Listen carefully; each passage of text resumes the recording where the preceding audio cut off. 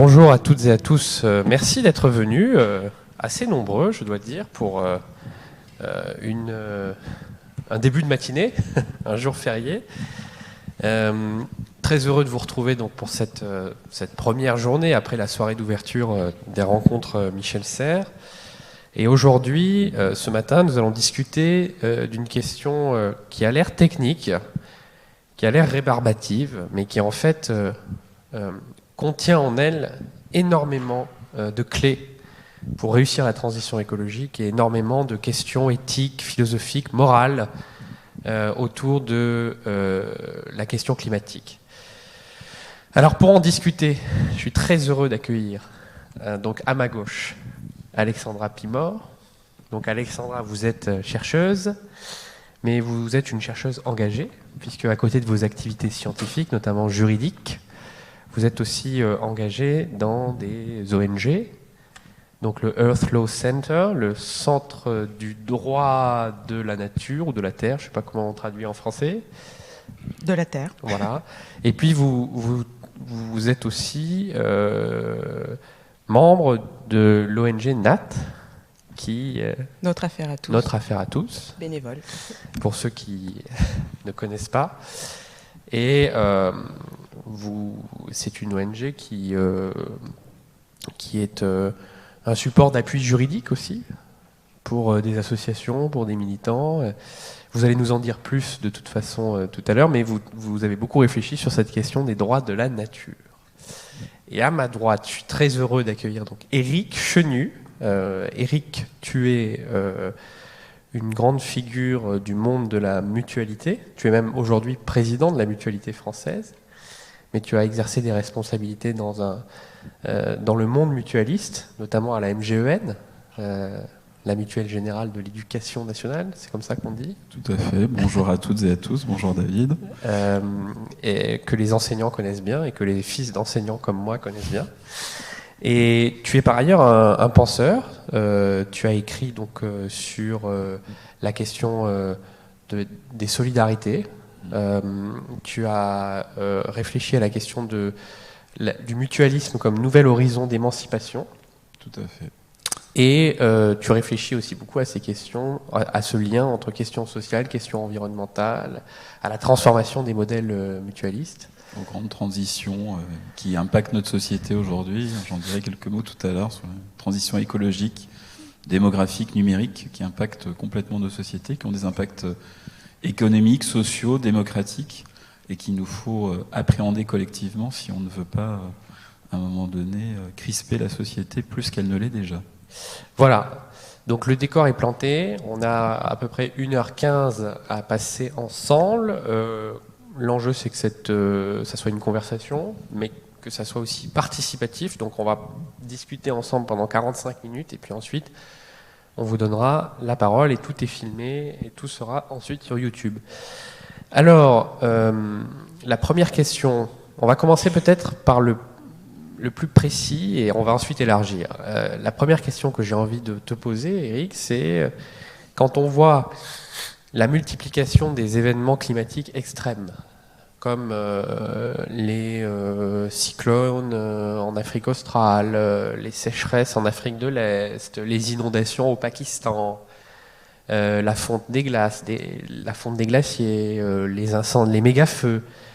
On voit que tout se détraque partout, à une vitesse absolument insoupçonnée jusqu'à présent, y compris les modèles les plus catastrophistes du Club de Rome, enfin réalisés par Midos pour le Club de Rome, n'avaient pas anticipé l'ampleur des bouleversements. Et surtout, on voit qu'aujourd'hui, on est à 1,15 degré par rapport à 1900. Et à 1,15 degré, on voit déjà le cortège de phénomènes météorologiques extrêmes qui sont directement liés au réchauffement climatique. Donc la question que j'ai envie de te poser, c'est la Terre est-elle assurable dans un tel contexte ? Est-ce que les modèles classiques d'assurance que nous avons bâtis, où les individus contribuent, cotisent pour se protéger mutuellement contre les risques, y compris contre les risques collectifs, est-ce que ces modèles-là peuvent encore tenir face à la multiplication des catastrophes ? Ce qu'il faut déjà se dire, c'est que toute activité humaine suppose d'être assuré. Pour pouvoir entreprendre, pour pouvoir développer des activités, on a besoin d'être assuré, rassuré qu'en cas de survenance d'un aléa, d'un accident de la vie, eh bien, on pourra être accompagné, etc. Donc, la question que tu poses est absolument essentielle parce que, en fait, si on ne veut pas se retrouver dans une grande difficulté économique, mais surtout sociale et humaine, il faut qu'on trouve les modalités d'assurance. Sur les grandes catastrophes naturelles, environnementales, il y a des dispositifs spécifiques en fonction des pays. En France, on a le dispositif de catastrophes naturelles où en fait il y a un premier niveau d'assurance et puis qui est porté par des mutuelles d'assurance, par des compagnies d'assurance, etc. Et puis il y a une garantie publique avec un fonds de péréquation, etc. qui est mise en œuvre. Donc, et on voit bien que même ces mécanismes-là commencent à être quand même pas mal bousculés. Quand on regarde sur une année 2022 comme celle qu'on vient de vivre, avec tout ce que tu as rappelé, sur les 8 premiers mois de l'année, on est quasiment à 3 fois la sinistralité d'une année en moyenne ordinaire. Donc on voit que ces phénomènes d'accélération, d'augmentation de fréquence des grandes catastrophes est extrêmement important. Et on sait qu'il y a un certain nombre de dommages, notamment liés à la sécheresse, dont on ne percevra les conséquences que dans quelques mois. Parce que notamment toutes les constructions sur des sols d'argile, les changements de prise des fondations, les fissures sur les murs, etc., vont mettre plusieurs mois avant d'apparaître. Donc on sait que les conséquences de l'année 2022 vont encore augmenter. Et donc, à un moment donné, il y a une problématique, c'est-à-dire que le coût de l'assurance va être de plus en plus important. Mais la question fondamentale qu'on doit se poser, c'est qu'est-ce qu'on veut assurer ? C'est quoi l'objet que l'on assure ? Est-ce que c'est la terre, la nature, la biodiversité, notre environnement ? En fait, aujourd'hui, quand on regarde, ce qu'on assure réellement, c'est les conséquences, les impacts, la pollution, les conséquences environnementales des activités humaines, des activités économiques. C'est ça surtout aujourd'hui qui est compensé. Et donc ça tire une autre idée, c'est que pour pouvoir assurer quelque chose, il faut donner une valeur à ce qui a été détérioré. Et donc pour pouvoir assurer la Terre, eh bien ça suppose qu'en perspective, on donne une valeur économique à l'environnement, à la nature, à la biodiversité. Ça peut avoir un certain nombre de conséquences utiles, intéressantes sur le côté pollueur-payeur, c'est-à-dire d'obliger à un moment donné à ce que celles et ceux, par leur activité, qui vont avoir un impact, on assume les conséquences, mais ça a aussi, si on tire le fil jusqu'au bout, un autre inconvénient, c'est que ça met dans le marché un certain nombre de choses qui peut-être ne devraient pas en relever. Du coup, je me tourne vers Alexandra, puisque tu as commencé à donner des éléments sur l'assurabilité de la Terre à l'heure des grands dérèglements. Est-ce que une des solutions pour essayer de ralentir la catastrophe, Alexandra, c'est de donner davantage de droits à la nature ? Où est-ce qu'on en est aujourd'hui sur cette question des droits de la nature ? Et est-ce que tu trouve utile les contentieux qui sont lancés, par exemple, contre les États pour inaction climatique ? Oui, donc le rôle, en fait, des juristes, des juges, de notre système légal, c'est de réguler d'abord nos relations humaines, dans notre communauté humaine, le développement qu'on devrait justement voir, c'est de comprendre qu'on fait partie d'un monde qui est bien au-delà de la communauté humaine. On fait partie d'un écosystème planétaire. Donc le rôle de la loi, je dirais, ce n'est pas de donner plus de droits, mais de reconnaître en fait que dans notre système, dans nos systèmes de régulation de relations humaines, on doit prendre en compte le fait que nous faisons partie, en fait, du cercle de la vie. C'est comme ça que je le mettrais. Donc, accorder, par exemple, la personnalité juridique à la nature et à différents aspects de la nature, puisque Mais la définition de la nature, c'est assez vaste. On pourrait dire qu'on peut donner la personnalité juridique aux rivières, aux arbres. Et concrètement, quelle forme ça prendrait? Parce que par exemple, aujourd'hui, dans le Code civil, les animaux, ils sont des êtres vivants doués de sensibilité, mais ils appartiennent encore au régime des biens meubles. Donc, quelle forme ça prendrait? Est-ce qu'il faut donner une personnalité juridique à des végétaux ou à des animaux concrets, à la terre, entendue comme système terre? Comment ça pourrait se traduire juridiquement? Alors d'abord, je dirais que l'être humain est un animal. Donc, personnellement, j'ai toujours trouvé que c'était une question assez saugrenue, qu'on parle de droits des animaux, alors que les êtres humains sont aussi des animaux. On parle du vivant. Et dès l'instant où on parle du vivant, personnellement, je dirais qu'on doit reconnaître la personnalité juridique à tout ce qui est vivant sur notre planète. Et de comprendre que, alors comme je disais, l'être humain fait partie de cet écosystème. Mais on a créé tous ces systèmes économiques, politiques, juridiques pour réguler nos relations en communauté. Et là, on parle de faire entrer la nature dans notre système.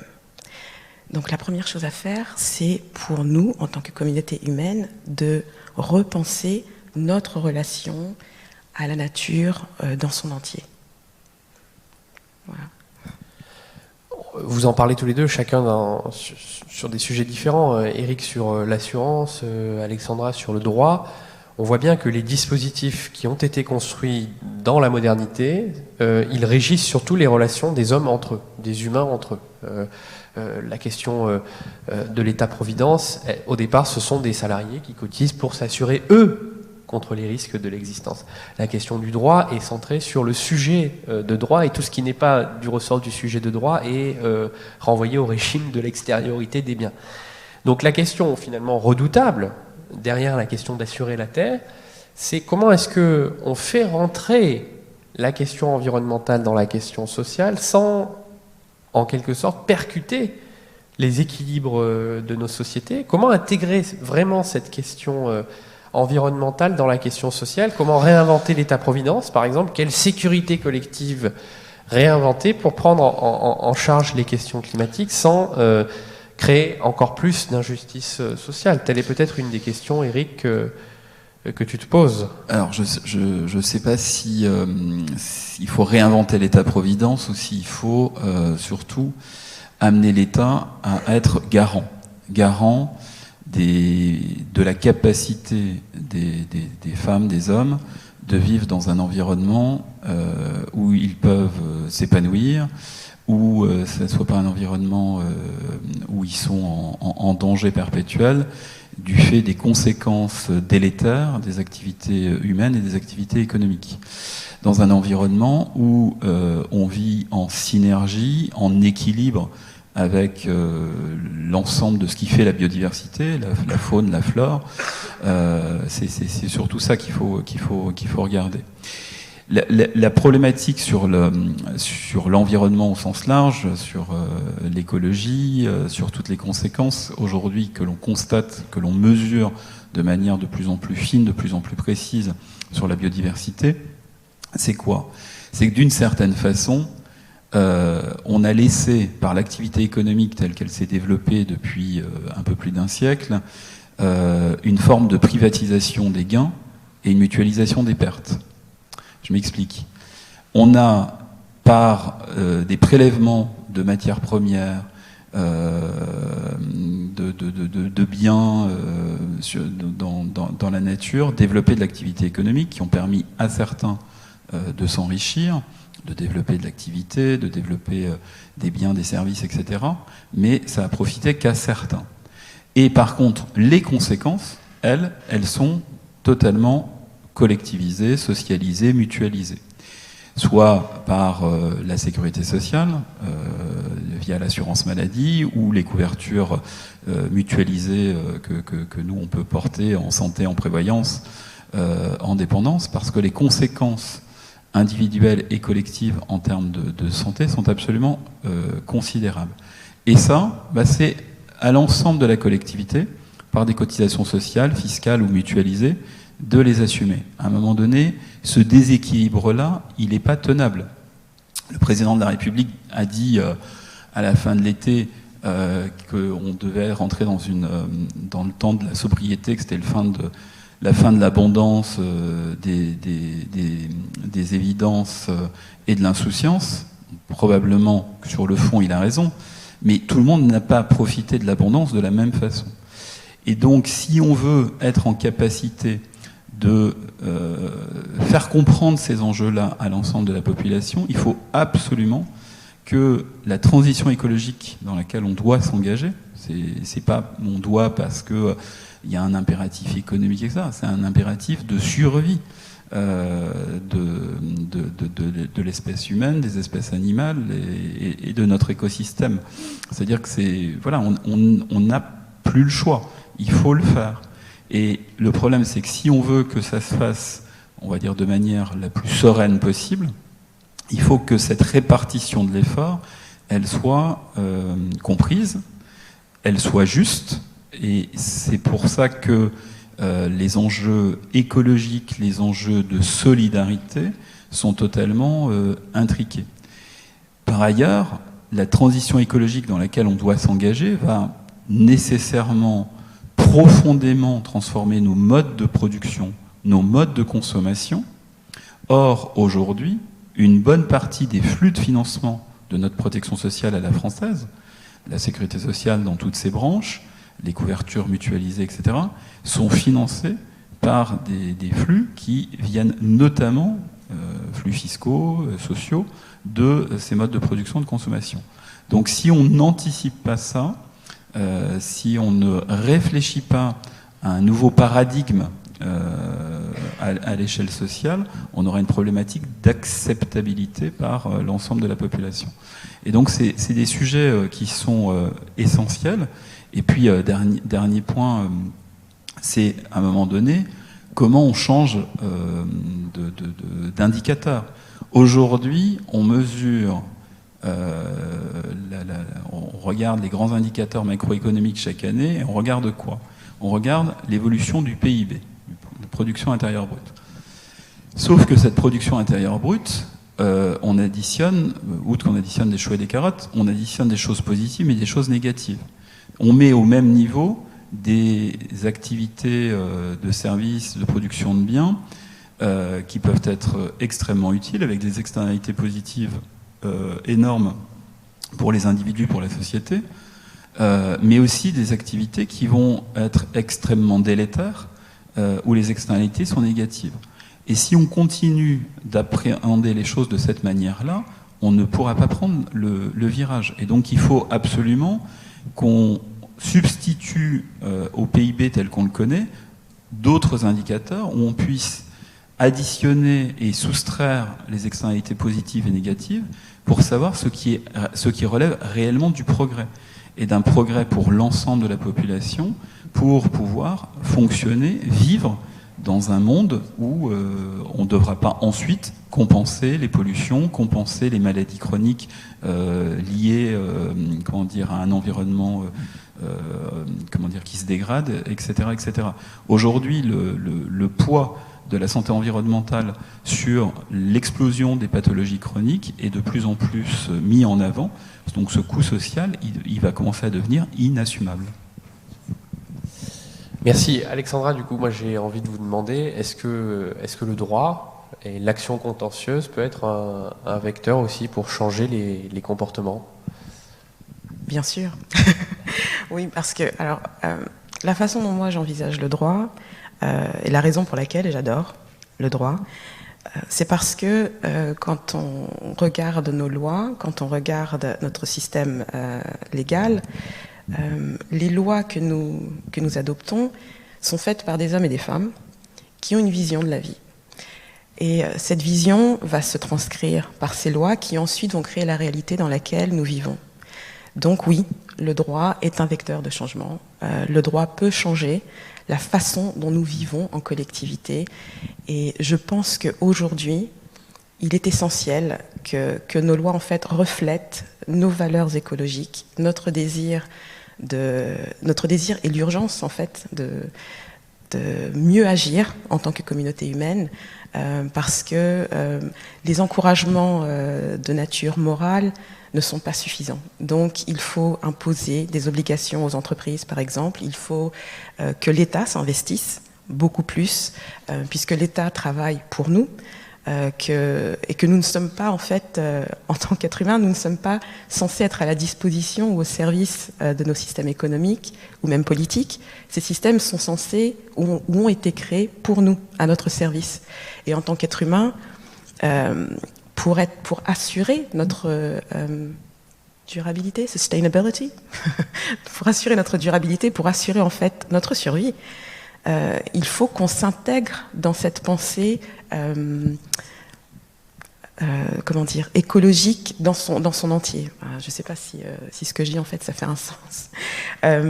Mais donc ce que je voudrais dire, c'est que à travers le droit, donc à travers les actions en contentieux, à travers les adoptions de nouveaux projets de loi, c'est à travers tout ça que l'on peut changer la façon dont on va se comporter dans le fond.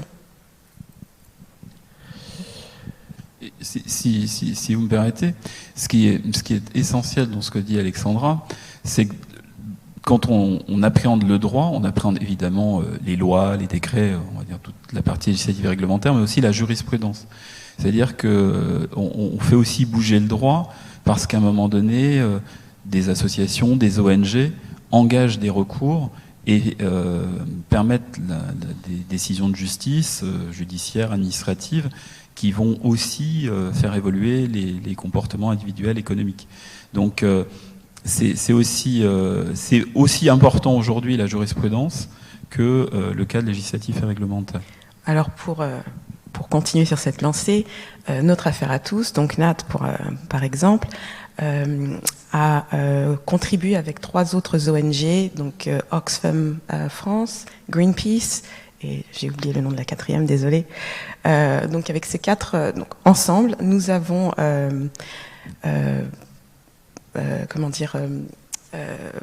mis en place, désolée. Ensemble, nous avons traduit l'État en justice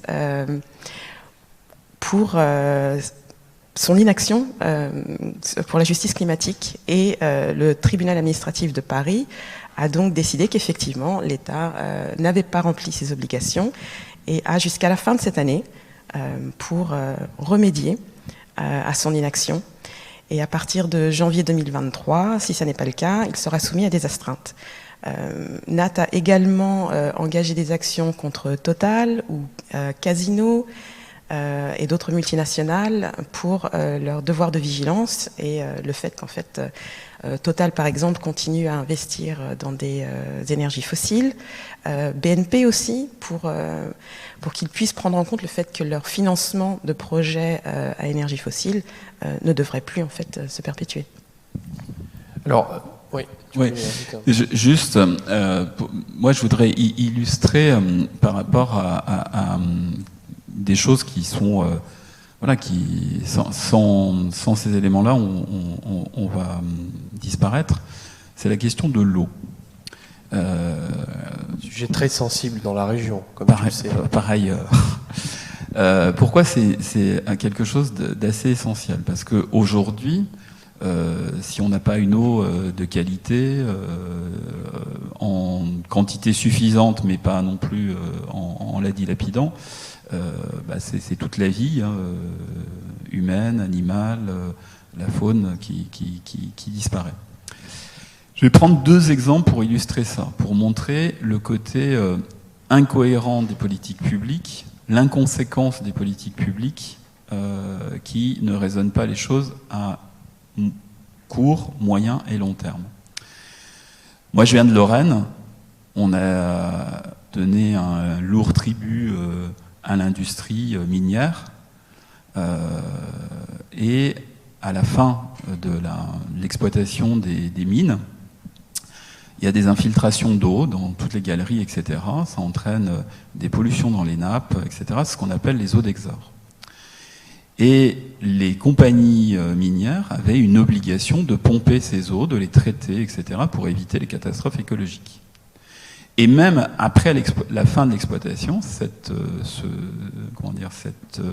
obligation perdurait, puisqu'elles avaient repris leurs activités ailleurs, et donc Arcelor, puis Mittal, etc., ont eu l'obligation de continuer à pomper pour éviter un certain nombre de catastrophes écologiques.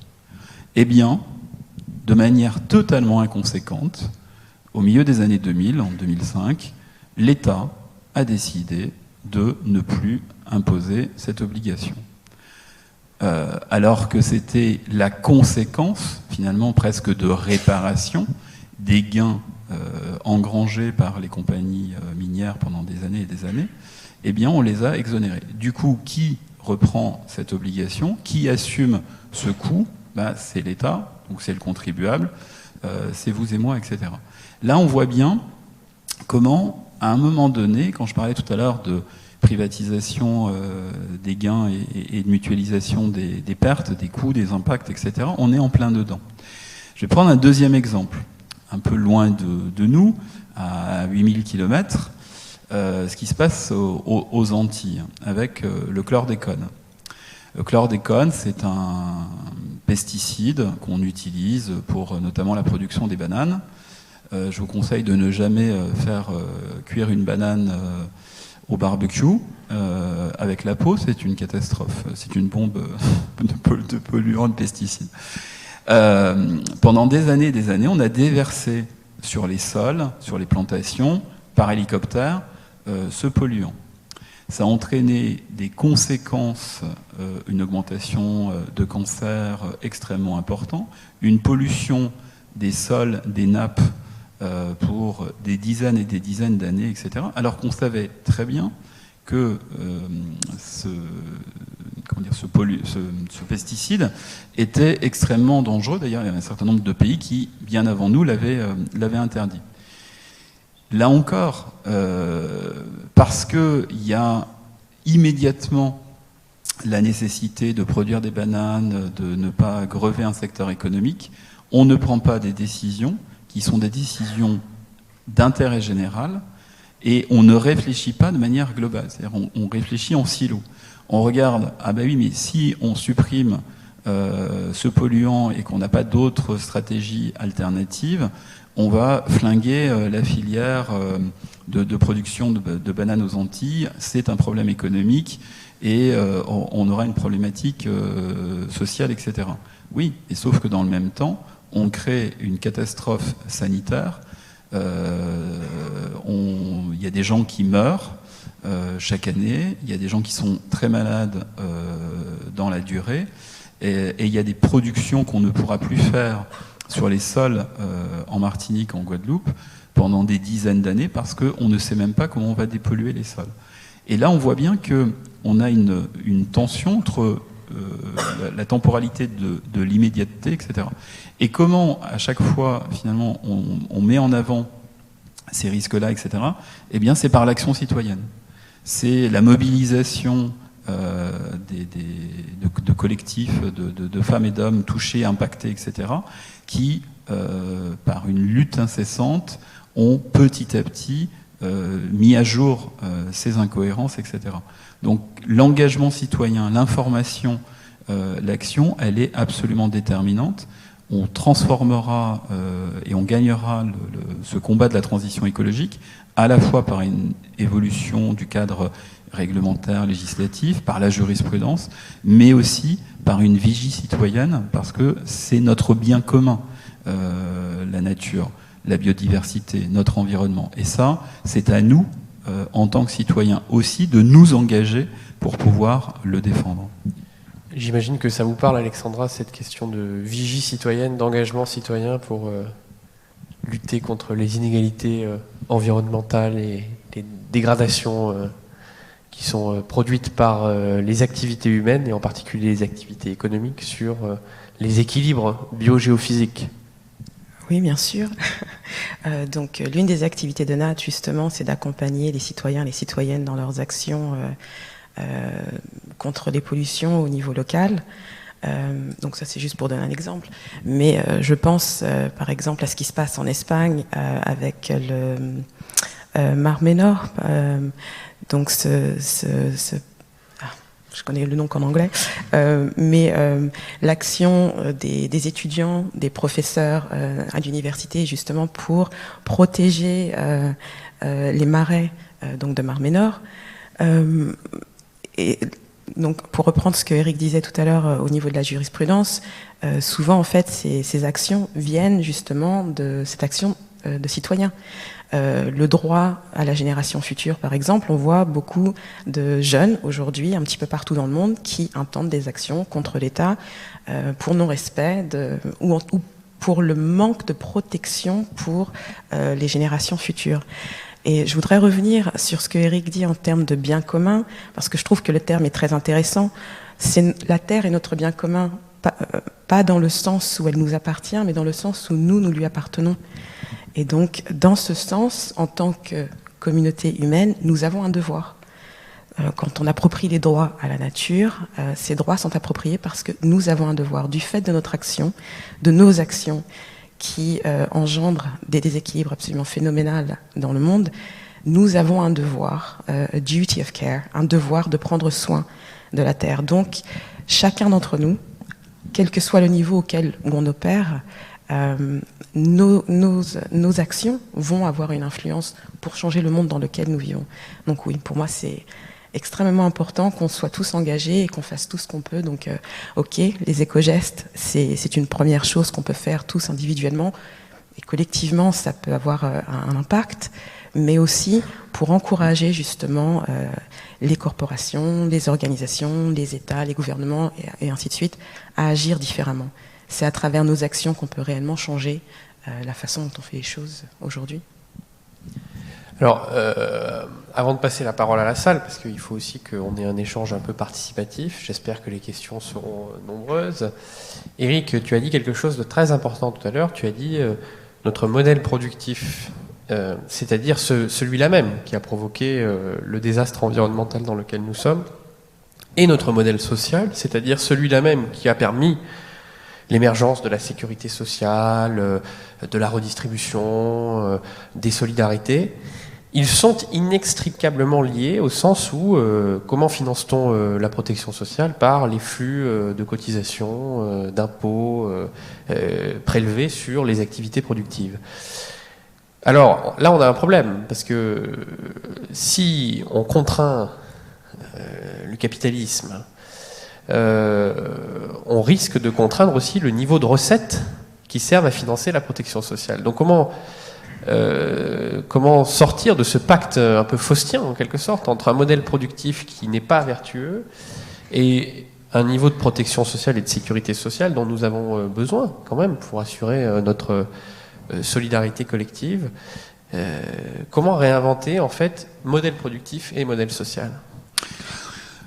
C'est tout ce que nous on essaye de porter au niveau de la mutualité française autour du concept que je pousse de protection sociale durable, parce que il y a la transition écologique qui est importante, je vais y revenir, mais on doit aussi faire en même temps face à une transition démographique. On a un vieillissement de la population qu'on n'a jamais connu. On va vivre 4 générations et demie ensemble, ce qui ne s'est jamais vu à l'échelle de l'humanité. Et ça entraîne plein de choses très positives d'un point de vue humain, mais ça a aussi des impacts économiques, sociaux, organisationnels, etc., qu'il va falloir financer. Et aujourd'hui, on est loin du compte. Et puis il y a la transition numérique aussi, qui a énormément d'impact sur nos vies, nos organisations, sur le champ des possibles aussi que ça induit. Il y a des risques, il y a des enjeux, mais il y a aussi de formidables opportunités. Tout ça, ça a des conséquences économiques, sociales, démocratiques aussi, qui modifient nos équilibres, notre rapport à l'altérité. Et il nous faut collectivement en débattre pour voir comment on refonde un nouveau modèle social. Sur la transition écologique, je disais tout à l'heure, on ne peut pas durablement demander à la collectivité humaine que nous sommes de devoir assumer les conséquences négatives, néfastes de certaines productions, de certaines actions économiques. Et donc la question, c'est comment on met en œuvre aussi des dispositifs fiscaux, des dispositifs comment je veux dire, de cotisation sociale, finalement de compensation sur certaines activités. Comment je veux dire, une entreprise qui, par son activité, va générer plus d'impact sur l'environnement, bah, peut-être qu'il faut réfléchir à ce qu'elle compense aussi davantage les risques sanitaires, sociaux que cette activité va induire. Si certains dispositifs, services de nos vies sont plus impactants pour notre santé, bah, peut-être qu'on peut aussi, par la fiscalité, orienter davantage nos habitudes, nos comportements vers des services, des dispositifs qui seront moins délétères pour notre bien-être physique, psychique, social, environnemental. Donc c'est comment on débat de ça. Mais c'est pas quelque chose qu'il faut imposer d'en haut. C'est pas quelque chose qu'il faut décréter parce que on sait à la place des gens ce qui est bien pour eux. C'est comment on en débat collectivement. C'est pour ça que je parlais tout à l'heure de notions de bien commun qu'il nous faut définir. Pour moi, la nature, notre environnement, la biodiversité fait partie des biens communs.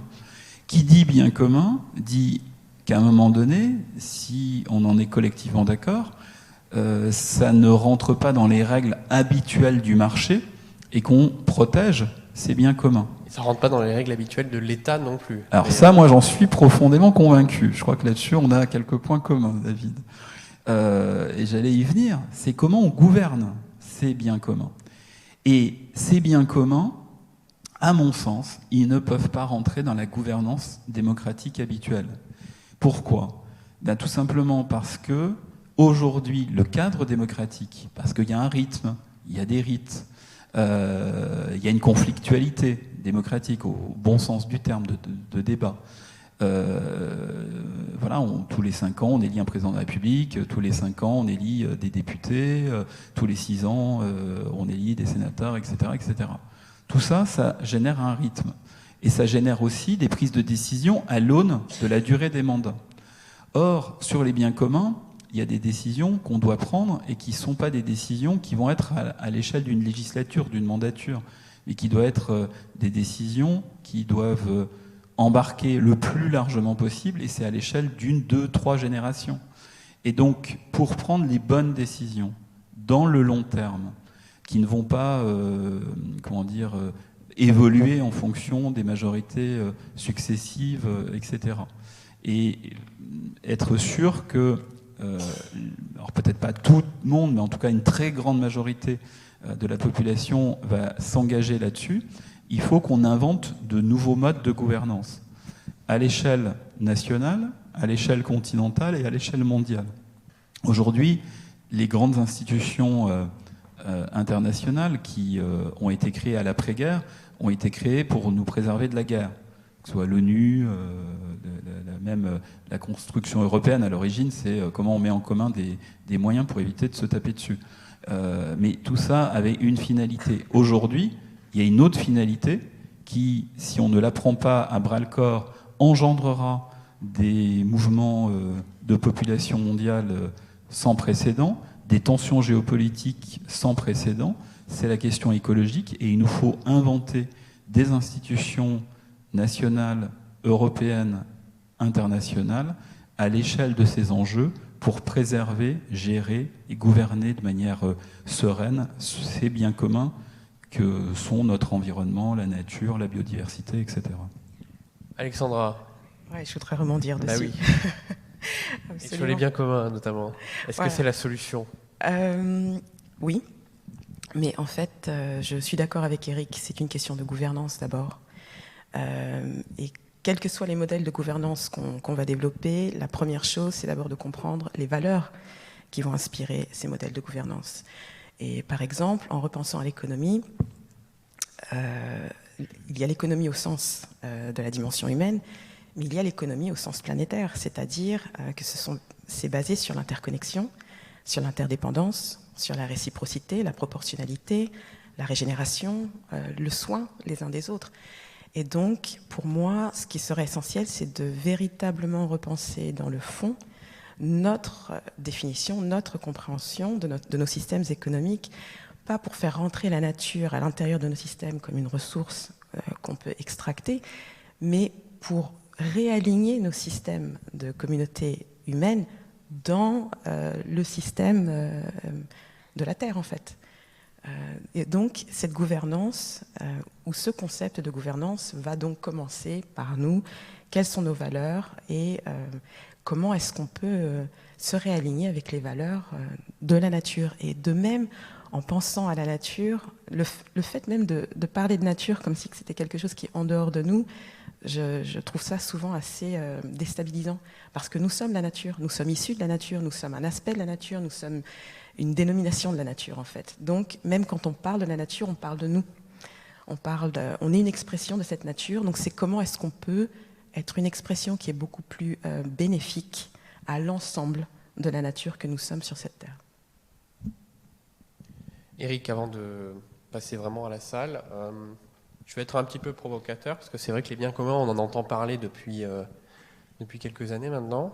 Moi-même, j'en parle souvent, mais est-ce que ça ne devient pas un peu tarte à la crème? Qu'est-ce qu'on met concrètement derrière cette notion de bien commun? La Garonne, hier je le disais, on peut la considérer comme un bien commun qui intéresse prioritairement les habitants et les vivants qui dépendent de cet écosystème de la vallée de la Garonne. Une forêt, un point d'eau sont des biens communs. Mais c'est quoi l'architecture institutionnelle qu'on doit assigner à ces biens communs? Comment on les gouverne? Je pense qu'il faut qu'on invente ça. Aujourd'hui, on n'a pas les cadres institutionnels pour le faire. On n'a pas la méthode pour justement en définir le périmètre, parce que tout n'a pas à rentrer dans les biens communs. Mais il y a des choses qui peuvent se gouverner. Alors pourquoi peut-être que je suis plus sensible que d'autres à cette notion de bien commun? Parce que d'une certaine façon, la mutualité, dans son essence historique, on a mis la protection sociale dans le bien commun. Aujourd'hui, une mutuelle, elle n'appartient à personne, elle appartient à tous les adhérents. C'est-à-dire que personne n'est dépositaire d'une part, à la différence d'une société par action où chacun est propriétaire d'une petite partie d'eux. Dans une mutuelle, tout le monde est propriétaire collectivement. Mais personne n'est propriétaire d'une part. C'est-à-dire que les capitaux sociaux de la mutuelle sont impartageables. Et du coup, ça oblige à mettre en place un mode de gouvernance démocratique, un mode d'entreprendre participatif, de définir, ce que disait Alexandra tout à l'heure, un socle de valeurs, de fonctionnement, de modalité. Alors, on est des entreprises à mission par nature, nous, historiquement. Mais on a défini la raison d'être de la mutualité française lors du dernier congrès, se protéger mutuellement aujourd'hui pour ensemble construire les solidarités de demain, pour essayer de montrer en quoi notre contribution à l'intérêt général se faisait. Par justement du progrès partagé à l'échelle des territoires, un mode d'entreprendre solidaire et démocratique, et tout ça avec une finalité qui était de rendre par l'innovation la pleine santé possible et justement de rendre durable nos protections sociales. Donc c'est comme ça qu'on a construit cette démarche-là. Mais par notre mode d'entreprendre, par notre lucrativité limitée, etc., on s'est défini un socle de valeurs, de modalités de fonctionnement qui garantit le fait qu'on prenne des décisions qui sont les meilleures possibles en fonction d'un contexte, en fonction des possibilités, des ressources que l'on peut appeler, puisque nous, on ne fait jamais que répartir des cotisations que l'on prélève pour essayer de protéger au mieux l'ensemble de la communauté. C'est comme ça que ça se fait, sur le champ qui est le nôtre, qui est le champ de la santé, de la protection sociale, de la prévoyance, de la retraite, de la dépendance. Mais après, sur d'autres périmètres, on peut totalement adopter des modalités similaires, pas forcément en faisant rentrer, comme le disait Alexandra, et elle a raison, la nature dans une équation économique, c'est pas ça l'enjeu premier, mais de trouver des modalités pour collectivement prendre les bonnes décisions qui nous concernent. Et d'une certaine façon, moi je rejoins Alexandra là-dessus, je me réfère beaucoup à Montaigne, qui, voilà, dès le XVIe siècle, posait le fait qu'on était pleinement partie prenante de la nature, de notre environnement, on était en interaction avec la faune, avec la flore, etc. Et je veux dire, on n'a rien écrit de mieux que ça depuis 5 siècles. Et c'est comme ça qu'il faut qu'on se construise, qu'on se vive, et qu'on ne se pense pas au-dessus de l'échelle du vivant et devant prendre des décisions en oubliant ce qui est notre environnement. Donc cette notion de bien commun qu'il faut définir, moi je ne vais pas moi seul la définir, je pense que c'est collectivement qu'il faut la définir, c'est collectivement qu'il faut déterminer la manière de le gouverner, de le piloter, et c'est finalement un nouveau chemin qu'il faut inventer aujourd'hui et qui est devenu indispensable. On est en pleine COP27, on pressent quand même que ça ne va pas accoucher de grand-chose, parce qu'aujourd'hui, le cadre dans lequel ces discussions se font n'est pas le bon. Parce que c'est un cadre d'État à État et que ça ne fonctionne plus, ça ne fonctionne pas.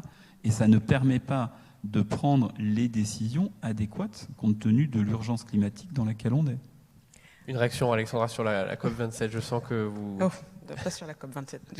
En tout cas, non, par contre, je vais rebondir sur ce qu'Éric dit en termes d'invention. J'aime beaucoup ce mot parce que moi, je pense que la crise écologique qu'on rencontre aujourd'hui, c'est une crise de l'imagination d'abord pour nous en tant qu'êtres humains, parce comment est-ce qu'on s'imagine? On parle de raison d'être pour les entreprises et pour les sociétés, mais quelle est notre raison d'être aussi en tant que communauté humaine?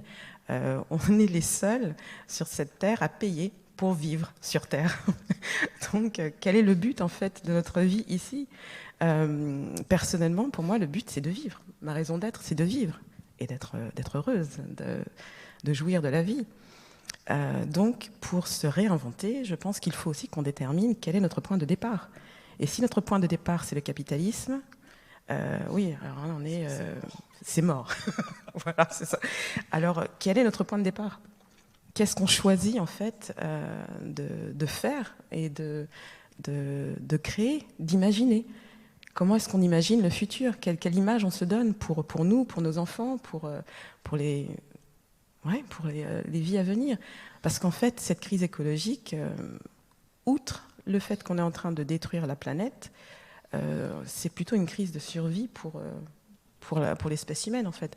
Parce qu'une fois que nous, on disparaît, la planète, si on ne l'embarque pas avec nous, la planète se régénérera éventuellement. Donc l'idée, c'est comment est-ce qu'on se repositionne dans le cercle dans le cycle de la vie, dans cette nature, dans son ensemble. Donc oui. Comment est-ce qu'on imagine les choses? Comment est-ce qu'on revoit les choses? Pour la COP27, Bon, je crois que c'est la conclusion provisoire, on va dire. Je vais passer la parole à la salle. Est-ce qu'il y a un micro qui peut circuler? Oui. Alors, voilà, là je crois qu'il y a des questions déjà au fond de la salle. Bonjour. Présentez-vous peut-être. Je m'appelle Jules. Je suis étudiant au lycée de Fumel. Donc, j'avais une question. Quand on voit le surprofit des grands patrons et des grands pollueurs, donc Dassault qui, en jet privé, fait des allers-retours en une journée, plusieurs allers-retours, et qui pollue le monde, est-ce que pour atteindre une écologie stable et un monde stable, il ne faudrait pas peut-être changer de système et repartir sur un système plus stable que le capitalisme? Éric, c'est pour toi. Je me déplace pas en jet. Hein.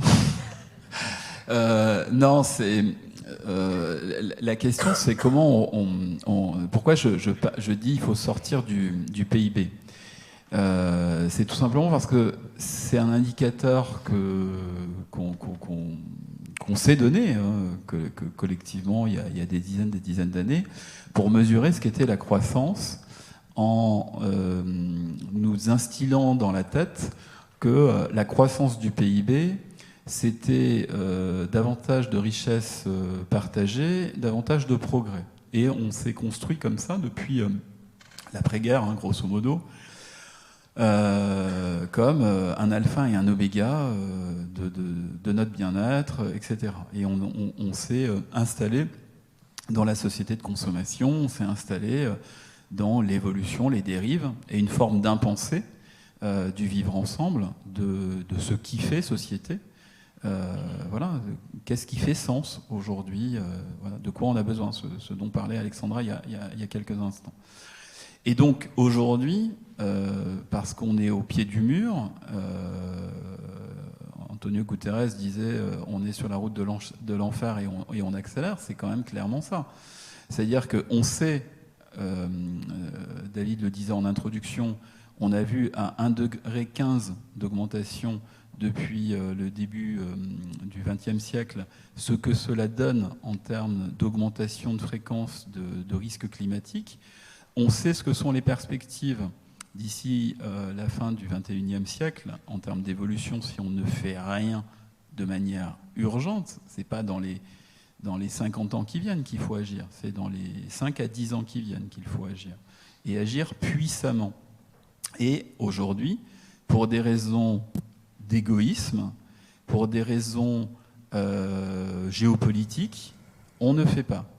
On ne fait pas parce que tout le monde a toujours une bonne raison pour ne pas faire, en se disant, mais de toute façon, le faire à l'échelle d'un seul État, ça ne sert à rien parce que c'est à l'échelle mondiale qu'il faut le faire. Oui, c'est vrai. Mais si chacun continue de raisonner comme ça, à l'échelle des États, mais c'est idem à l'échelle individuelle, ça ne fonctionne pas. Mais pour que ça fonctionne, ça veut dire qu'il faut qu'on sorte aussi des indicateurs macroéconomiques que l'on a aujourd'hui, qui sont de mauvais indicateurs. Parce que le PIB ne garantit en rien plus de bonheur individuel et collectif, ne garantit en rien le fait qu'on vive de manière apaisée, sereine, qu'on puisse s'émanciper individuellement, collectivement, qu'on puisse mener sa vie de manière tranquille, etc. Et donc il faut absolument qu'on substitue ce PIB, production intérieure brute, à autre chose, c'est la participation intérieure au bien-être, qui est tout à fait autre chose, et qui permet de mesurer les externalités positives, hein, ça on les additionne, et on retranche les externalités négatives, et on voit comment on pilote ça de manière collective, démocratique, sociale, écologique, pour se donner de nouvelles hiérarchies de valeurs. Je peux. D'accord. Oui, moi je suis tout à fait d'accord. Il faut changer notre système. Pour moi, le système capitaliste est basé sur le profit, ce qui donne lieu à des inégalités et à des désastres écologiques.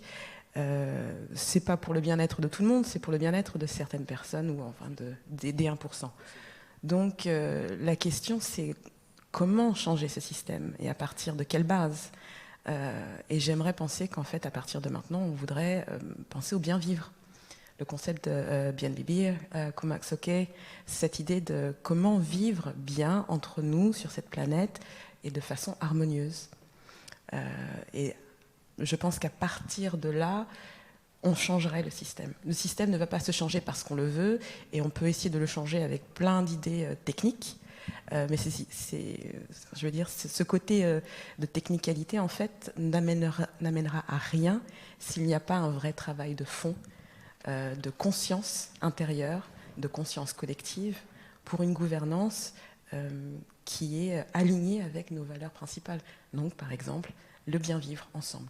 Si on pense en termes de comment bien vivre ensemble, nos politiques, nos actions vont s'aligner là-dessus. Eric, tu mentionnais l'Union européenne tout à l'heure. L'Union européenne a été créée pourquoi ? Pour établir la paix après la Seconde Guerre mondiale. C'est-à-dire qu'après des siècles et des siècles à se taper sur la tête, on a décidé qu'on n'allait pas refaire œil pour œil, dent pour dent, mais qu'on allait changer, on allait faire les choses différemment. Donc au lendemain de la Seconde Guerre mondiale, on s'est assis et on s'est dit, ok, on va se pardonner, on va prendre l'approche de la conciliation ensemble, de la solidarité, et on va avancer pour la paix. Donc l'image qui s'est faite dans la tête des pères fondateurs et qui s'est répandue, c'est une image de paix. Dès l'instant où on s'est dit on veut la paix, toutes les actions qu'on a prises ensuite ont été alignées pour établir la paix dans l'Union européenne. Donc si aujourd'hui on se dit ce qu'on veut c'est un équilibre pour le bien vivre sur cette planète, après ce qui se passe ensuite c'est un pas après l'autre vers cette vision de la vie. Alors, des questions, des interventions, des remarques, des hurlements, tout ce que vous voulez. La parole est à vous. Bonjour, Baptiste Fournier, fondateur d'un cabinet de conseil. Petite question très simple. Alors qu'on a su, à d'autres époques, créer les instruments administratifs internationaux, parfois contraignants, tels que l'OMC, pourquoi n'avance-t-on pas plus rapidement collectivement, notamment pour la définition des biens communs ou encore pour d'autres systèmes de gouvernance, vers une organisation mondiale de l'environnement? Et y êtes-vous favorable par rapport à votre propos initial? Bon, alors je vais être très controversielle. Je ne parle pas au nom de Nat quand je dis ça, mais oui, je pense qu'on devrait avoir une organisation globale écologique. Donc c'est pas complotiste dans le sens où il faut supreme power, c'est pas du tout ça. Mais je pense que oui, parce qu'il y a souvent quand même la critique de dire si c'est une organisation internationale, c'est pas très démocratique finalement. Si c'est juste des experts ou des juges, à quel moment le peuple est fondé à décider? Vous voyez ce qu'on dit souvent sur l'OMC, par exemple. Oui, mais alors dans ce cas-là, pour moi, le souci, par exemple pour l'OMC, pour toutes ces organisations internationales, c'est qu'effectivement, les acteurs principaux, ça va être les gouvernements, ça va être les organisations ou autres. Mais à ce moment-là, il faut trouver justement un moyen de promouvoir et de favoriser la démocratie profonde, deep democracy. Donc une démocratie participative, et on peut avoir ça à travers des assemblées citoyennes, par exemple. Et peut-être aussi, tout simplement, délocaliser un petit peu le pouvoir et avoir un peu plus d'impact et d'intervention des communautés locales qui vont pouvoir inspirer justement de toutes ces grandes lignes politiques au niveau international. Eric, tu voulais dire un mot? Oui, moi je pense qu'on a besoin de nouvelles institutions internationales qui vont évidemment mobiliser les États parce que c'est les cadres démocratiques, mais il faut qu'à côté de ces nouvelles institutions internationales, on ait aussi des modalités de réflexion, d'association des populations, parce que ça sera le moyen, de faire émerger une forme d'opinion publique internationale, de faire bouger les lignes, parce qu'on sait aussi que le courage des politiques viendra aussi de la prise de conscience des opinions publiques. Donc on a besoin de ce double mouvement. On a besoin finalement d'une nouvelle, c'est pour ça que j'appelle une nouvelle forme de gouvernance, c'est-à-dire où ONG et gouvernement travaillent pas forcément ensemble surtout, mais de concert avec un objectif commun. Et à un moment donné que tout ça se parle, tout ça interagisse. Ça, je pense que c'est indispensable. On le sent quand même de plus en plus sur tous les mouvements citoyens qui peuvent exister à l'échelle planétaire, qui peuvent être radicaux dans certaines modalités d'action, d'interpellation, mais il y a une aspiration, il y a une appétence à être partie prenante. Donc ça, il faut le prendre en compte, il faut l'organiser, le structurer pour éviter que ça ne dérape dans des choses qui pourraient quand même être assez compliquées dans le futur. C'est comment on organise cette appétence à débattre, à intervenir, à proposer, à vouloir avancer, et comment on construit une culture du compromis. Comment on construit le fait que peut-être qu'on ne pourra pas tout de suite, mais que par la politique, pas après pas, avec un objectif commun, eh bien, on pourra s'acheminer collectivement vers cet horizon qui est un horizon d'engagement mutuel. On ne peut pas enfin, moi, il y a un des éléments moi, qui m'inquiète le plus aujourd'hui, c'est à quel point, dans les radicalités qui s'expriment, c'est pas la radicalité en soi qui me pose un sujet, c'est le fait qu'à un moment donné, on n'accepte plus le compromis. Or, le compromis, c'est la base même de la démocratie, c'est la base même de notre capacité à vivre ensemble. Et donc, si on n'invente pas de nouvelles modalités pour que les gens se remettent autour de la table, se parlent, acceptent d'entendre la position de l'autre et de se dire, bon, bah, j'aurai pas 100% de ce que je veux, mais si j'ai 60 ou 70% de ce que je veux, c'est déjà une belle avancée par rapport à zéro. Et puis bah, je continuerai de débattre, je continuerai à me battre pour que la fois suivante ça soit plutôt 80% et puis la fois suivante ça soit plutôt 90%, mais on n'y va pas à pas parce qu'il faut aussi que d'autres fassent des pas vers moi, et c'est comme ça que ça fonctionne. Et ça, je pense que c'est quelque chose d'essentiel. Et dans cette prise de conscience écologique, il y en a qui sont plus avancés que d'autres parce que ils se sont intéressés à ces sujets-là avant, ils s'en sont emparés, mais il faut que tous, on accepte d'embarquer le plus largement possible, sinon on ne réussira pas.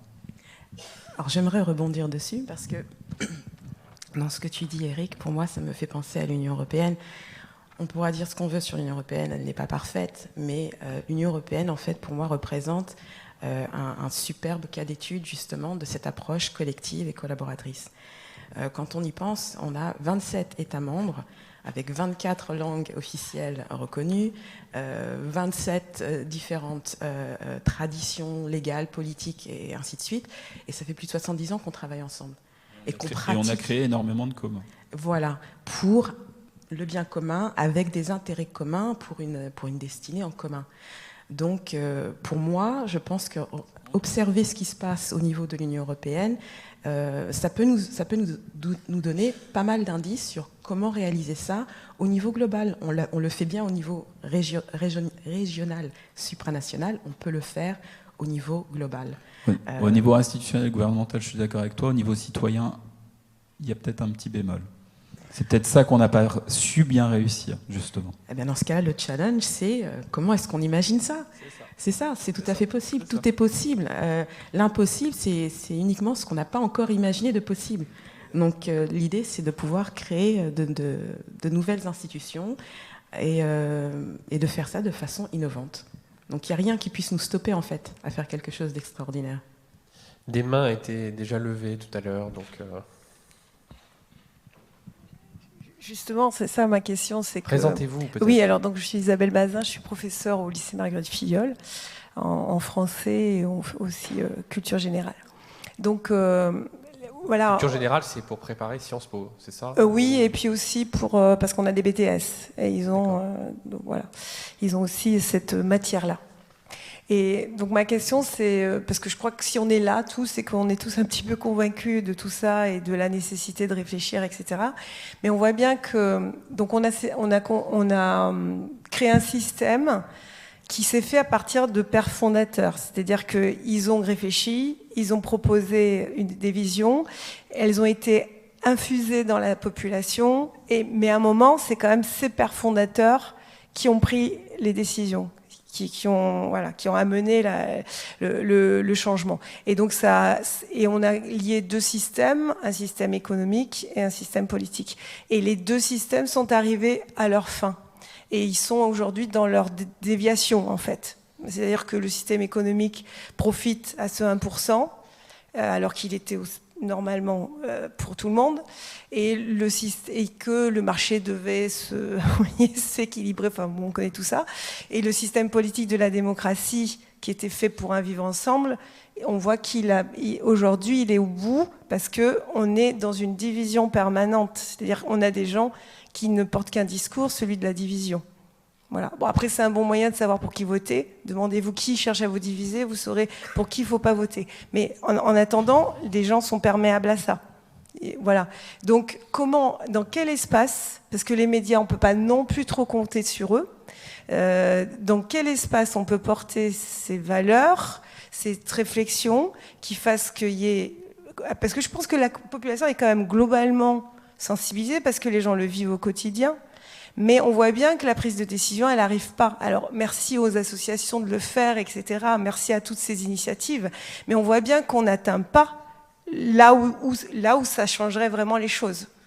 Voilà. On ne l'atteint pas encore. Et la COP27, etc. Parce qu'en attendant, les gens qui ont le pouvoir ont renforcé quand même beaucoup ce pouvoir. Et ma question, c'est est-ce qu'on peut vraiment arriver à les déstabiliser Alors, je vois bien que les mouvements, ils sont quand même attentifs aux mouvements de colère, aux mouvements, parce qu'effectivement, ils ont beaucoup à perdre. C'est d'ailleurs peut-être pour ça ils sont tellement contre la grève, parce qu'ils savent très bien que c'est une force, c'est pas une faiblesse. Mais en attendant, on voit bien qu'on a du mal à débloquer, parce qu'on a des super bonnes analyses, mais on n'arrive pas à retourner la situation quand même pour l'instant. Voilà. Enfin. Un cri du cœur. Éric. Oui, moi, je crois qu'il faut aussi regarder l'histoire telle qu'elle est et qu'on ne la mythifie pas.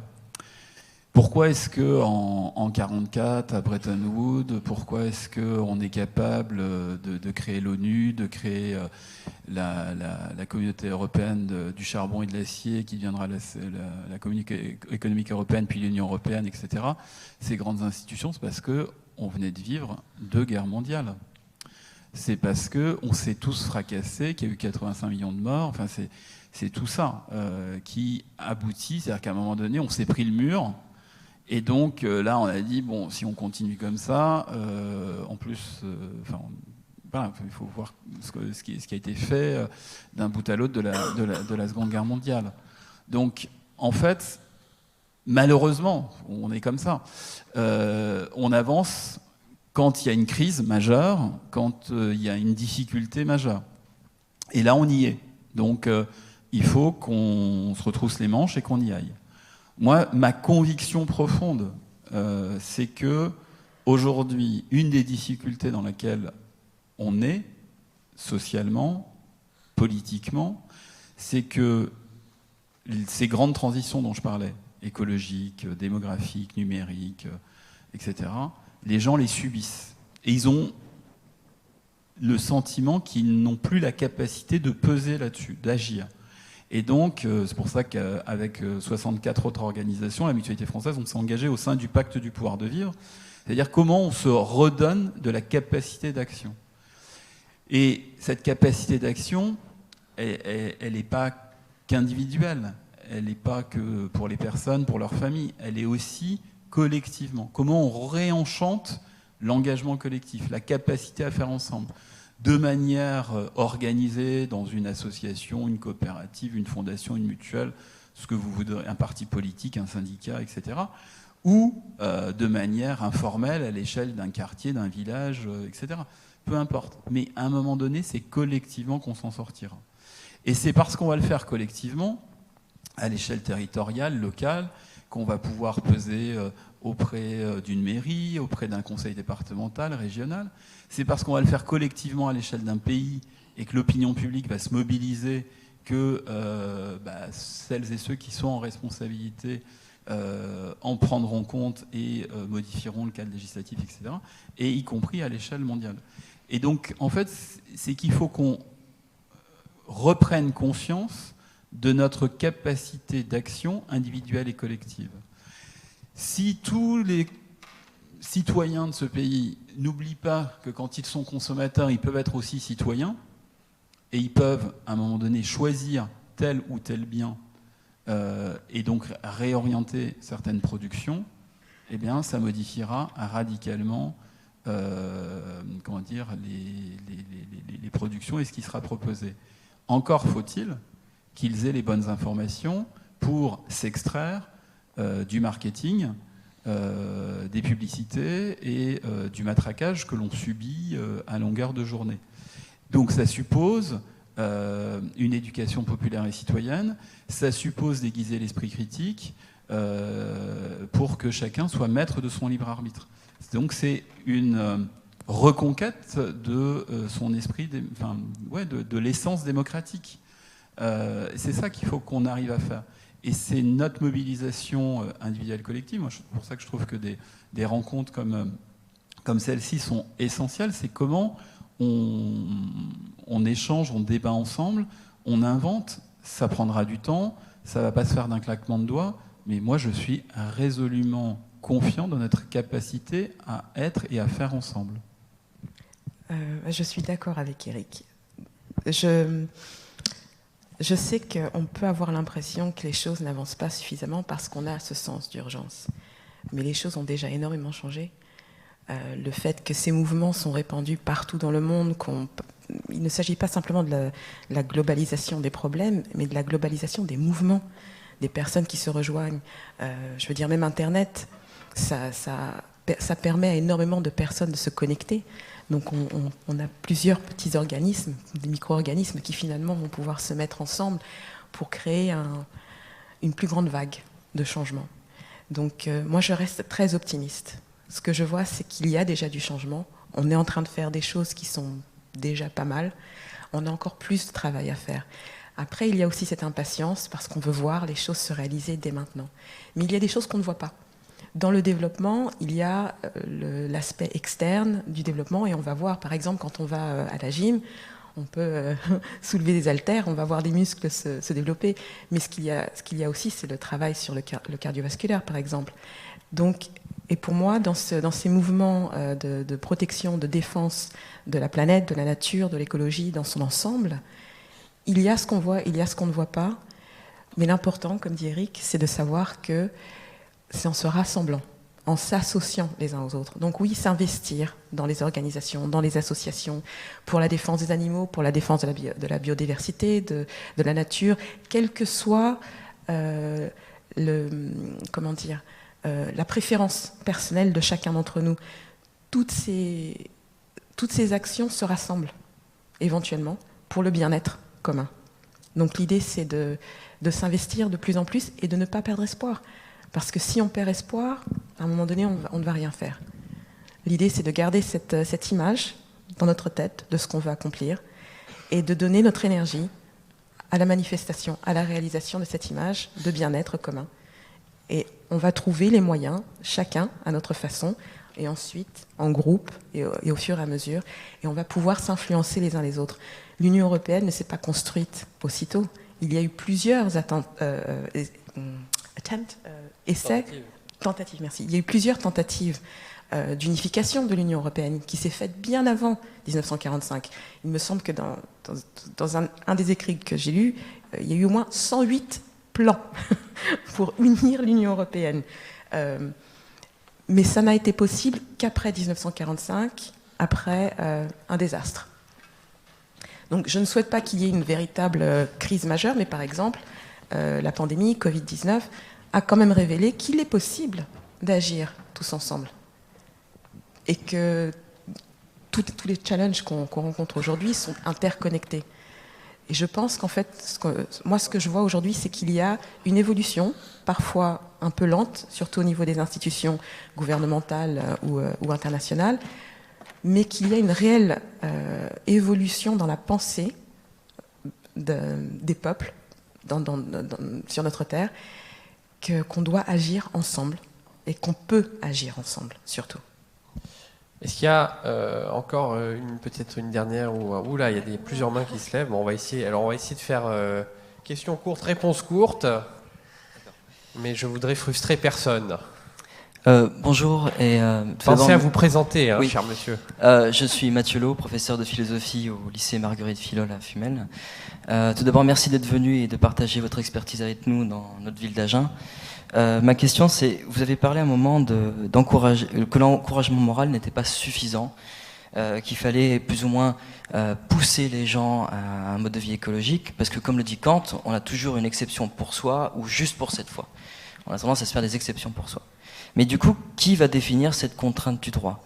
Est-ce que c'est la politique ? Vous l'avez dit vous-même, le problème c'est que le politicien est prisonnier d'une logique court-termiste, électorale, de lutte pour le pouvoir, ou de maintien du pouvoir.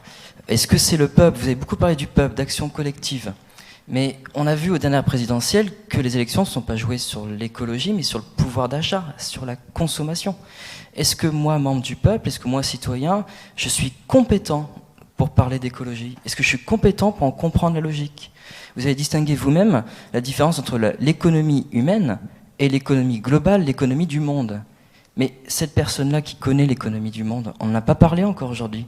Ben, c'est le scientifique, celui qui comprend la logique de la Terre, la biologie, et même pas le scientifique spécialisé, parce que les océans interagissent avec la Terre, avec les animaux, il faut plein de scientifiques. Mais du coup, est-ce que c'est le scientifique qui doit décider du droit? Est-ce que c'est le scientifique qui doit nous poser des contraintes? Mais là, encore une fois, un autre problème que vous avez perçu aujourd'hui, mais le scientifique, lui, ne connaît pas les enjeux sociaux, les enjeux économiques. Il peut voir ce qui est bon pour la santé, pour la Terre, mais est-ce qu'il sait ce qui est bon pour la santé de l'homme, de son bien-être? Donc ma question, c'est qui va définir cette contrainte? Est-ce que vraiment le collectif est pertinent? Parce que le collectif est ignorant, il voit un intérêt, une humeur, même s'il y a des idées qui le pénètrent, il ne comprend pas la logique de la Terre, qui est complexe, que je ne comprends pas moi-même.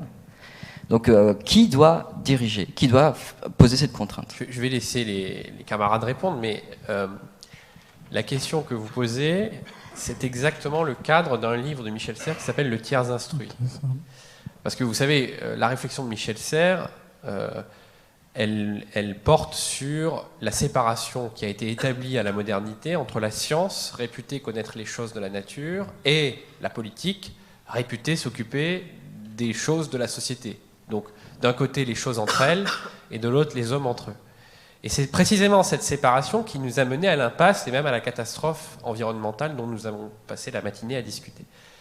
Et le personnage conceptuel du tiers instruit, c'est justement celui qui n'est ni le scientifique, ni le spécialiste de la société, de sciences humaines, mais celui qui, justement, décloisonne pour un savoir global qui soit à la fois rationnel, c'est-à-dire la connaissance des choses du monde, et raisonnable, c'est-à-dire un bon gouvernement des hommes, mais fusionné, en symbiose en quelque sorte. Donc c'est intéressant parce que les questions que vous avez posées sont celles qui ont beaucoup obsédé Michel Serres dans le tiers instruit, mais aussi dans le contrat naturel. Mais je vous laisse répondre.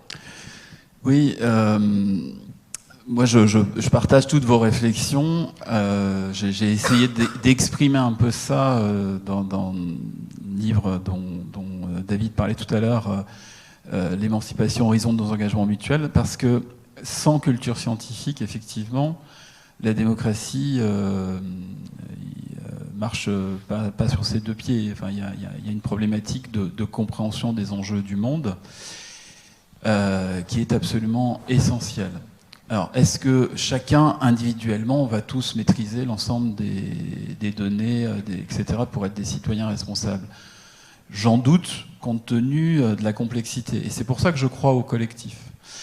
Mais quand je dis au collectif, c'est pas au collectif juste d'individus, c'est au collectif aussi organisé, c'est-à-dire avec cette connaissance, cette culture scientifique qui doit s'organiser, cette articulation entre, on va dire, les sciences dures, même si j'aime pas ce terme-là, et les humanités, entre les politiques et les citoyens. Et c'est de ce dialogue permanent qu'on pourra faire émerger ce qui sera le compromis de l'intérêt général. Il est quand même singulier que dans notre République, il ait fallu attendre cette crise sanitaire pour que l'exécutif s'appuie sur un conseil scientifique. Voilà, toutes les grandes démocraties, quasiment, ont des conseils scientifiques, parce qu'à un moment donné, les politiques, ils ne peuvent pas tout connaître, tout comprendre, etc. Et c'est normal. Et à un moment donné, c'est dans un dialogue. Mais ça ne suffit pas qu'il y ait un conseil scientifique. Il faut l'installer dans la durée, il faut le mettre pas seulement sur les problématiques de veille sanitaire, mais bien au-delà, sur tous les enjeux. Et c'est comment, y compris ces conseils-là, s'articulent avec les politiques au sens très large du terme, quel que soit leur niveau de responsabilité locale ou nationale, et aussi la sphère citoyenne. Et puis après, il y a un enjeu qui est d'éducation populaire et citoyenne de chacun. On n'est pas citoyen NAIT comme ça. On apprend à l'être, on s'élève progressivement à sa pleine citoyenneté. On apprend à l'être. Ce qui pour moi est essentiel, c'est que on n'attende pas tout de l'État et qu'on ne devienne pas, nous, des consommateurs de l'action publique. Il n'y a rien de plus délétère pour la démocratie. Parce que si on est des consommateurs de l'action publique, de toute façon, on sera toujours insatisfait, on aura toujours l'impression que la puissance publique n'en fait pas assez. On doit au contraire être, et c'est ça notre statut de citoyen, être des acteurs de l'action publique, être des co-décideurs de l'action publique. Et ça suppose un effort. C'est un effort d'être citoyen. C'est pas quelque chose d'inné, c'est pas quelque chose d'acquis, c'est quelque chose qui doit nous obliger au quotidien. Et oui, vous avez raison, on a tous nos injonctions paradoxales, on a tous nos hiatus, on a nos idées, et puis il y a nos comportements individuels. On essaye la plupart du temps d'être plutôt raccord, et puis il y a des moments où on n'y arrive pas. Mais ça, c'est aussi l'acceptation de notre commune humanité et de nos petites faiblesses. Oui. Est-ce que vous voulez, parce qu'il faut aussi qu'on prenne les... Il y avait encore 2 questions, mais oui. Allez-y. Je voulais juste dire que pour moi, ça inclut tout le monde et qu'il faudrait prendre une approche systémique, intégrale et holistique. Et qu'il est important d'avoir cette conscience de la biodiversité, des sagesses, des connaissances. Donc, les solutions ne vont pas se trouver uniquement chez les scientifiques, pas plus qu'elle va se trouver chez les politiques, elle va se trouver en chacun d'entre nous. Et on a tous quelque chose à apporter. Et l'idée, c'est de comprendre justement ce qu'on veut faire ensemble et de prendre en compte les différentes perspectives. Pas nécessairement pour atteindre un compromis. Moi, j'ai un petit problème avec ce mot, parce que compromis, pour moi, c'est se compromettre, mais plutôt pour s'harmoniser. La compromission, ce consensus. Mais voilà, mais ce que je veux dire, c'est que c'est une question d'harmonisation. L'idée, c'est pas que j'obtienne ce que je veux, mais l'idée, c'est qu'on avance dans une vision commune pour un bien commun, dans un intérêt commun. Et donc, c'est atteindre un dénominateur commun qui n'est pas au plus bas, mais qui est la vision la plus haute qu'on puisse avoir, la vision la plus pure qu'on puisse avoir de l'avenir qu'on veut manifester ensemble. Allez, on prend les dernières interventions. Je crois qu'il y avait des mains qui étaient levées tout à l'avant de la salle. Il y a monsieur et monsieur. Voilà, il y a 2 questions. Merci. François Doss, historien, Paris.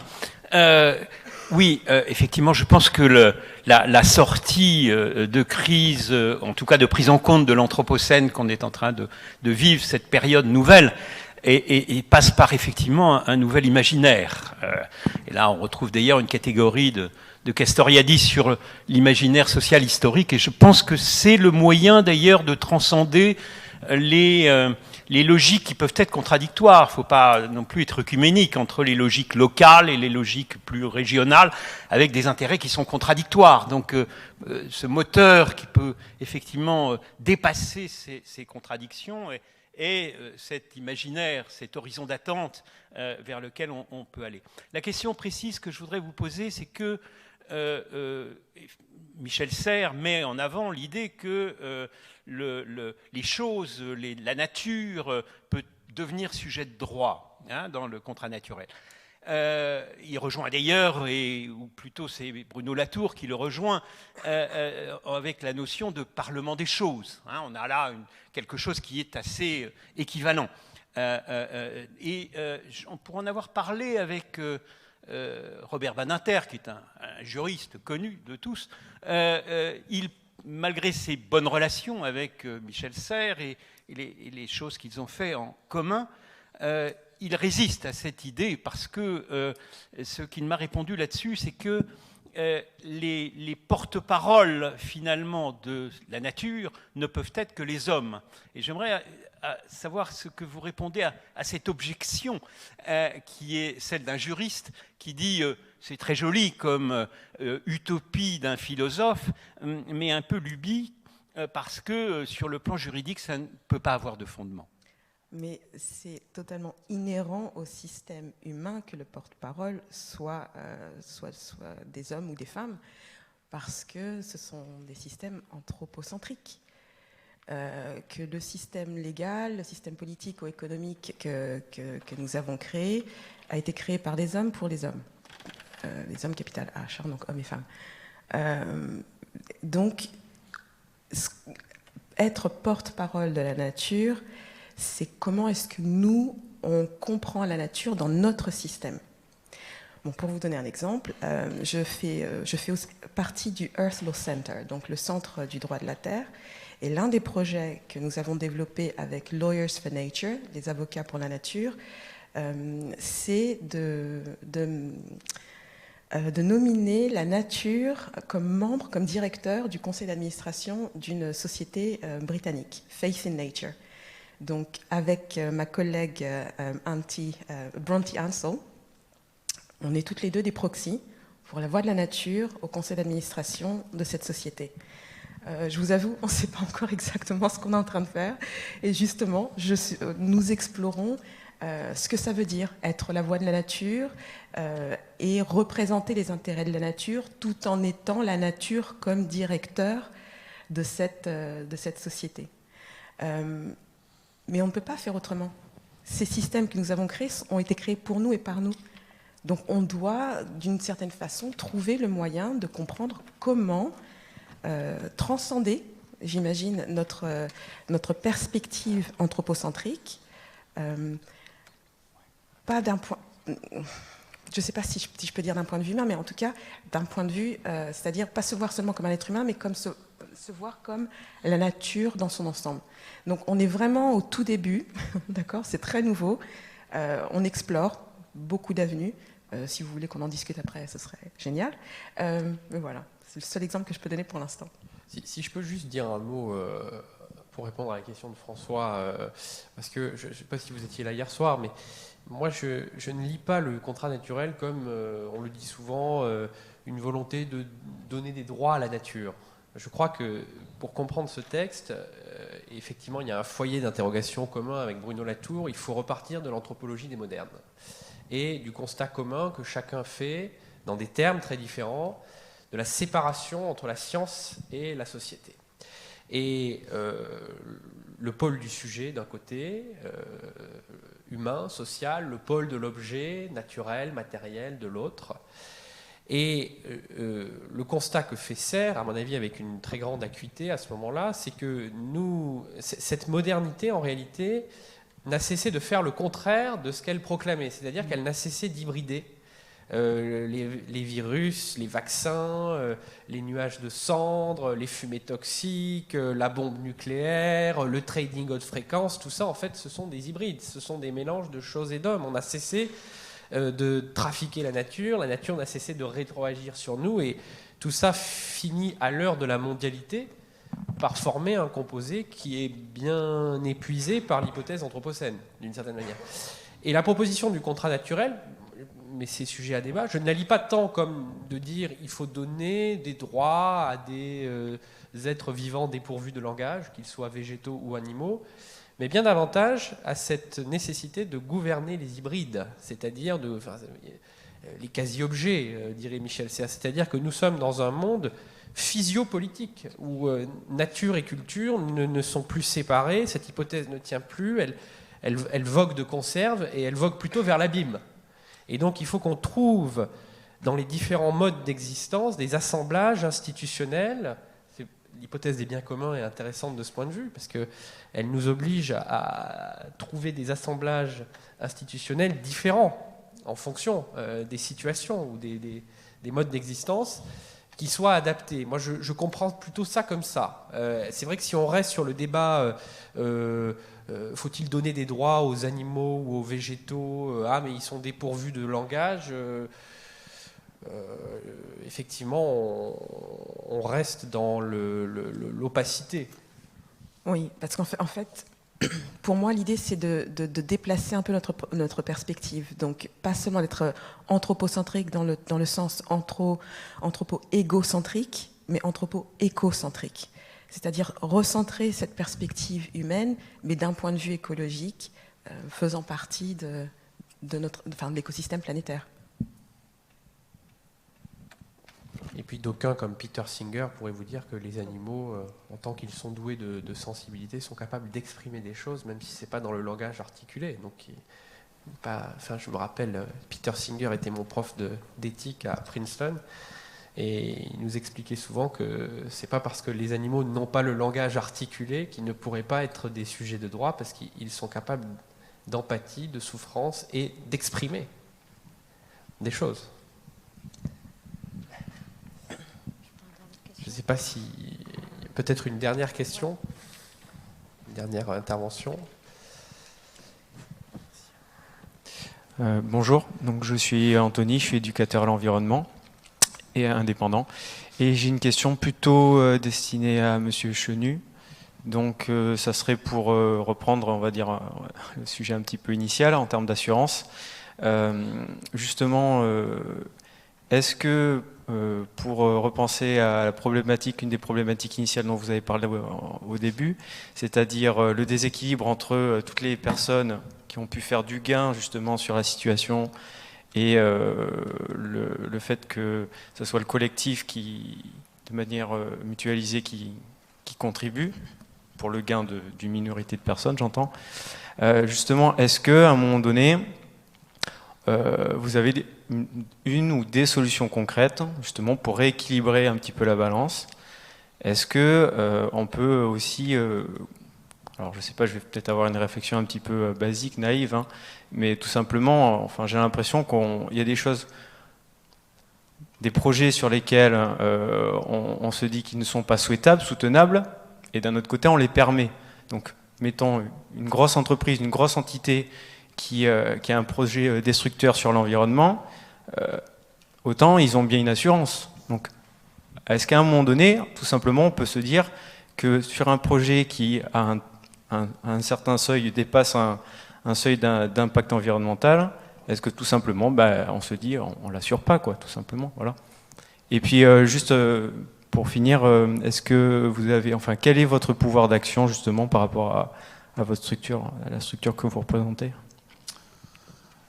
Alors, quelles sont les pistes, les réflexions, etc. C'est un peu ce que je disais tout à l'heure, c'est-à-dire qu'on peut avoir différents leviers, hein, qui peuvent être fiscaux, qui peuvent être assurantiels. Si on prend la grille d'analyse dont je parlais tout à l'heure, c'est-à-dire la mesure entre les externalités positives et négatives, c'est à un moment donné, plus ce déséquilibre est important du point de vue négatif, et plus à un moment donné la contribution de l'acteur économique en question doit être importante, que ce soit par le levier fiscal ou que ce soit par les primes d'assurance. Mais tout va dépendre de notre capacité collective à nous mettre d'accord sur une norme de ce type-là. Pourquoi ça serait intéressant? Parce qu'à un moment donné, que ça soit par l'action de l'État, par l'action de collectivités territoriales, par l'action de prestations d'assurance versées, etc., si les compensations de production polluante, d'impact délétère sur la santé, etc., doivent être assumées par la collectivité, il faut aussi que ceux qui en sont à l'origine assument davantage une partie du coût de la réparation. Les mécanismes, que ce soit par l'impôt, par les cotisations sociales ou par l'assurance, c'est une manière à la fois de le répartir, mais aussi de le rendre gérable, assumable. Donc soit vous obligez ces acteurs-là à provisionner, c'est-à-dire le jour où le problème survient pour pouvoir réparer, soit vous trouvez des mécanismes par la fiscalité ou par l'assurance pour leur demander une contribution plus importante. Ça peut être un mécanisme, ça peut être l'autre, ça peut être un mixte des deux, mais il y a des possibilités. Mais cela ne sera possible que si on se met d'accord sur une nouvelle échelle de valeur, sur de nouveaux objectifs, et c'est pour ça que j'en faisais référence tout à l'heure au bien commun.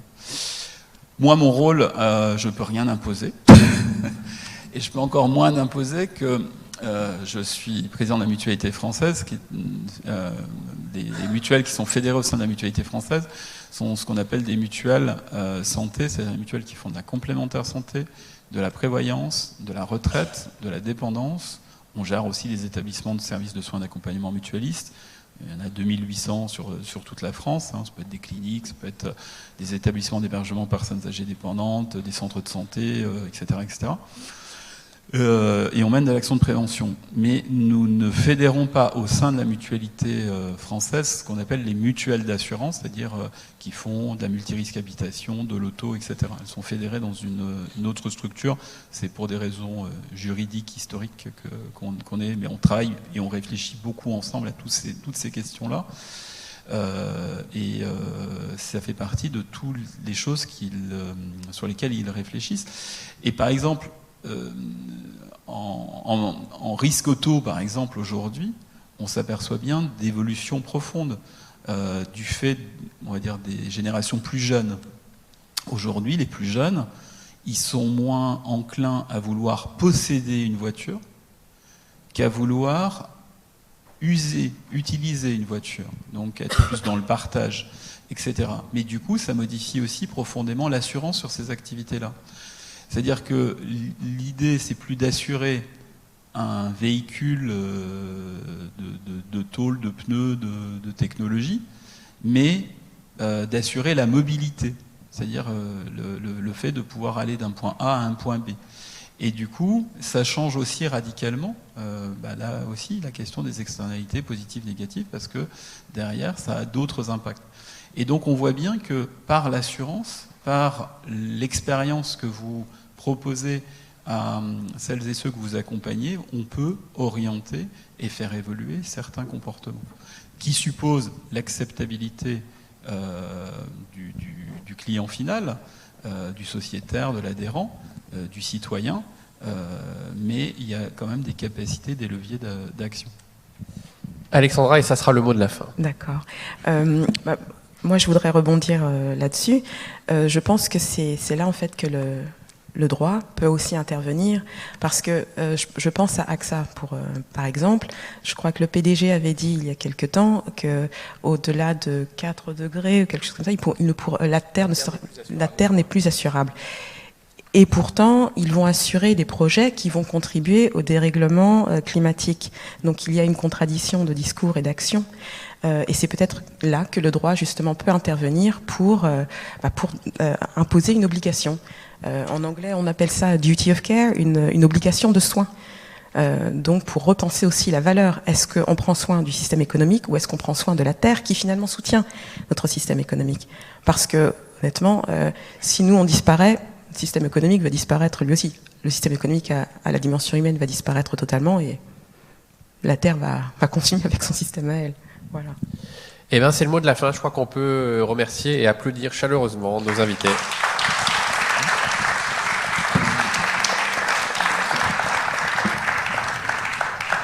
Merci beaucoup d'être venu tôt le matin, un jour férié, et le festival continue à la fois au théâtre, en salle des illustres, dans l'espace Agora pendant 3 jours. Donc profitez-en, c'est un moment assez exceptionnel avec des gens assez exceptionnels pour réfléchir, échanger, débattre. Merci et à tout à l'heure sur le festival.